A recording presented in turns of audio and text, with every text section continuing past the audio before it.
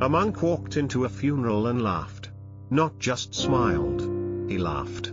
The mourners were horrified. But what he said next silenced the entire room. A monk walked into the funeral and laughed. Not just smiled. He laughed. Loudly. Deeply. Unapologetically. The mourners froze. Eyes widened. A woman gasped. A man clenched his fists. Some thought he was drunk. Others thought he was possessed. But no one understood why he laughed. Not yet. It was a quiet funeral. A young woman, 32 years old, kind, beautiful, had died suddenly. The family was shattered. Her mother hadn't spoken in days. Her father stood stiff, pale, broken. The whole town came to mourn. Everyone wore black. Everyone carried sorrow. Everyone, except the monk. He wore faded robes. No shoes. No expression. Just calm. As if death didn't touch him. As if grief was a language he'd stopped speaking long ago. He stood in the back for a while, still as a statue. Then, as the casket was lowered, he laughed. A real laugh. Echoing. Alive. Some people turned. Others stared. One man whispered, "Is this a joke?" Another said, "Who even is he?" A man stood up, shaking. "You think this is funny?" he shouted. The monk looked at him and gently raised one hand. Not in defense. Not in defiance. But in peace. "Why are you crying?" the monk said. "She is finally free." The room went dead silent. No one moved. Not even the priest. The air felt heavier. And yet, lighter. The monk walked forward. Slowly. He touched the coffin with one hand. Closed his eyes. And whispered something no one could hear. Then he turned back to the mourners. "You think this is the end," he said. "But she's laughing louder than I am. Because she knows it's not." Murmurs spread. Some rolled their eyes. Some felt anger. But a few listened. That laugh wasn't madness. It was clarity. And this wasn't the first funeral he had laughed at. No. This monk had a story of his own. A story no one in that room could have imagined. Years ago, this same monk had died. Not metaphorically. Literally. He was found lifeless during meditation. No heartbeat. No breath. Pronounced dead. But 3 days later, he woke up. Not in fear. Not in confusion. But with a smile. When asked what he saw, he didn't describe heaven. He didn't mention tunnels of light. He only said one thing: there is no death. Only return. People thought he was crazy. A fraud. A mystic. But the way he lived afterward changed everything. He stopped fearing anything. Especially endings. Especially funerals. He started showing up at them. Sometimes invited. Often not. Always quiet. Always strange. And always laughing. Not to mock, but to remind that what we mourn may not be loss at all. Some families kicked him out. Others thanked him. One even asked him to speak. He never gave sermons. He told stories. Strange ones. Soft ones. Stories that made people cry. Then laugh. Then cry again. But at this funeral, this one was different. The woman in the casket was once his student. Years ago. She had come to him broken, divorced, depressed, suicidal. He didn't give her advice. He gave her silence. And in that silence, she healed. She learned to sit, to breathe, to watch the mind instead of obey it, to smile when life hurt, to laugh when it didn't make sense. She left after a year. She never looked back. But she sent him letters. Each one ending with, "I'm still laughing." And now, she was gone. Her laughter, buried in a wooden box. Or was it? The monk stood before the mourners and said, "She is not in this box. She is not in this grave. She is not in your tears." He looked at the mother, then the father, then the crowd. She is in the space between your next two breaths. Listen, and you'll hear her laughing. Someone in the back chuckled. Another smiled through tears. A young girl whispered, "He's right." That's when it began to shift. The sadness was still there, but it was softer now, lighter, like a fog lifting. The monk walked out in silence. No applause, no prayer, just the quiet understanding that sometimes the most healing thing in the world is to remember, death is not the enemy. Forgetting joy is. He didn't talk about it often, but those who asked, really asked, heard the story. The day he died was quiet. No drama, no lightning, just a long meditation. And then, stillness. Hours passed. His breath stopped. His pulse vanished. The monks around him panicked. They tried everything, but his body was lifeless, cold, empty. They called the doctor, declared him dead. The funeral preparations began.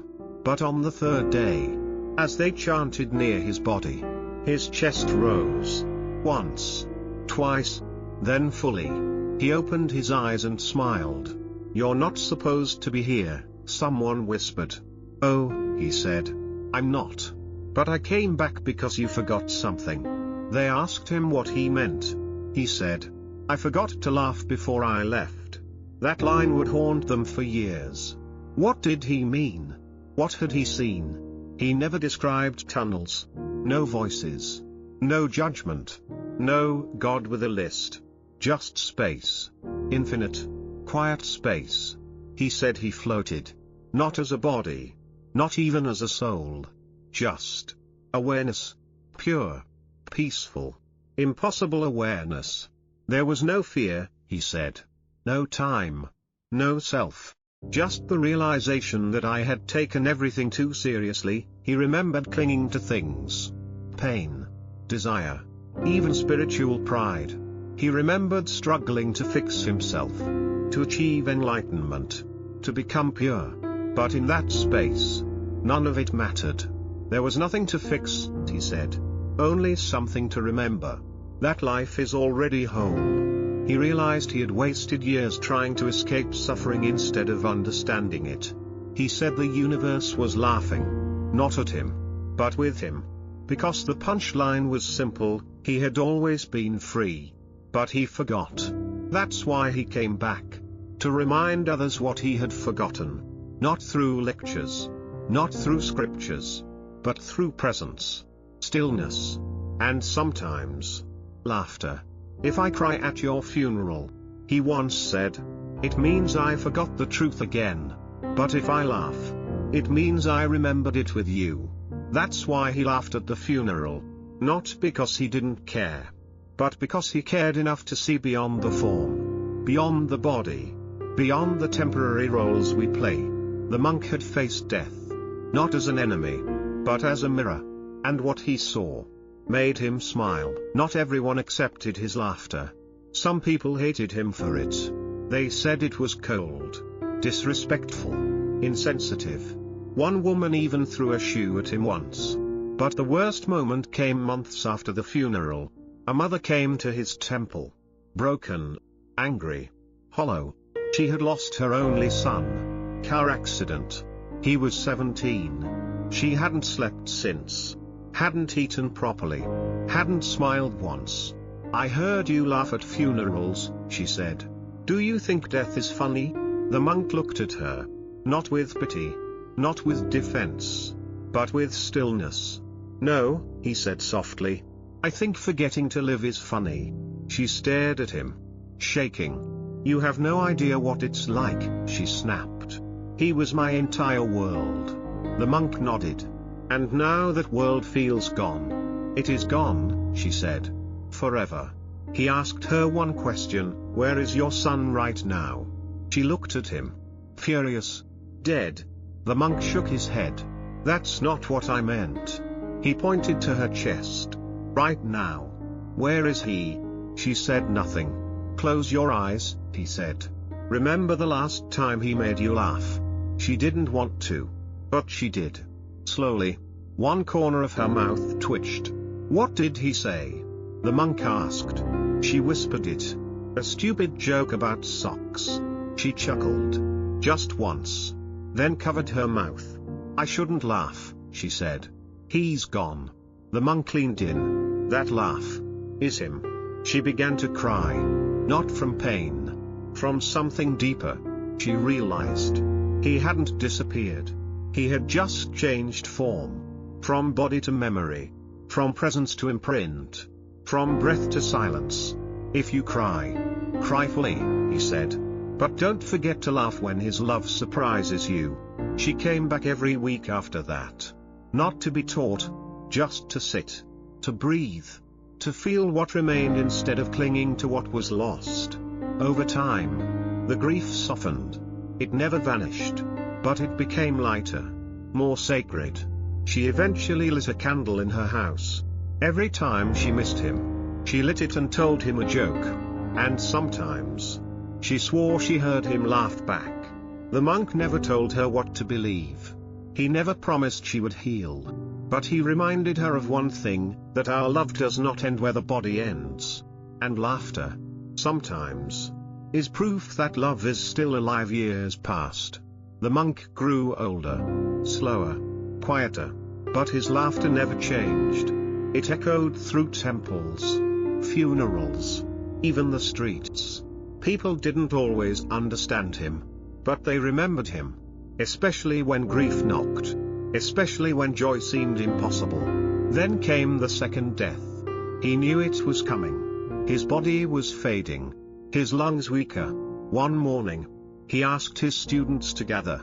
"Today," he said, "I will leave." They thought it was a metaphor. It wasn't. He walked to the garden. Sat beneath his favorite tree. The same tree where he had once died years ago. "Do not chant for me," he said. "Do not cry for me." "Then what should we do?" a student asked. He smiled. "Tell a joke. A bad one." One monk hesitated. Then said, "Why did the monk refuse Novocaine at the dentist?" The others looked confused. The punchline came, because he wanted to transcend dental medication. Silence. Then, laughter. Even the old monk laughed. Not because it was funny, but because it was human, pure, present, real. His eyes closed. His breath slowed. One student reached to check his pulse. Gone. Just like before. But this time, he didn't come back. They didn't weep right away. They sat in silence. Then one by one, they began to smile. He had left them something. Not a relic. Not a scripture. But a memory. A truth. That death was not a wall. It was a doorway. And on the other side, was a smile. At his funeral, the entire village came. They expected chants, incense, tears. But instead, they found laughter. Soft, gentle, honest. Someone had placed a small note in his hand. It read, "Don't worry. I remembered to laugh this time." And so they did. The monk who once laughed at death had taught them how to laugh with life. Not to avoid pain, but to honor it. Not to escape grief, but to soften it. And long after his body turned to ash, his laughter still echoed. In stories.